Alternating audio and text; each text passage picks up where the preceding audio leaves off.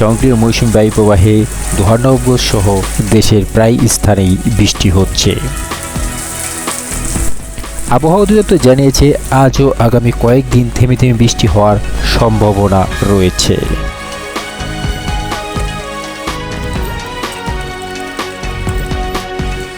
আবহাওয়া পূর্বাভাস অনুযায়ী দেশের বিভিন্ন স্থানের অধিকাংশ জায়গায় এভাবেই থেমে থেমেই বৃষ্টি হচ্ছে, তবে কোথাও ভারী বর্ষণে জনজীবন হচ্ছে বিপন্ন।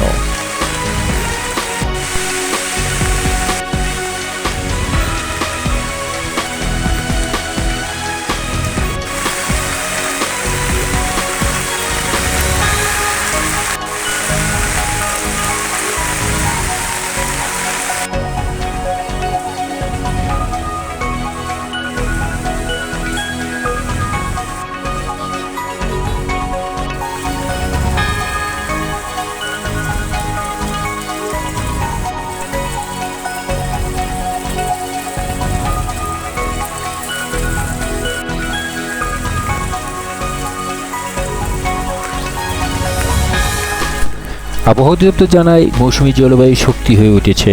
মাস জুড়ে মৌসুমী জলবায়ু দাপটে থাকতে পারে। বৃষ্টিপাত শুক্রবার বেড়ে শনিবার থেকে কিছুটা কমতে পারে। আগামী 7-8 দিন বৃষ্টি চলতে পারে। থেমে থেমে এই বৃষ্টি এই মাসের বেশিরভাগ সময় ধরে চলতে পারে। ডেইলি স্টার ও ঢাকা পোস্ট অনলাইন তথ্যসূত্রে 50 বাংলা নিউজ।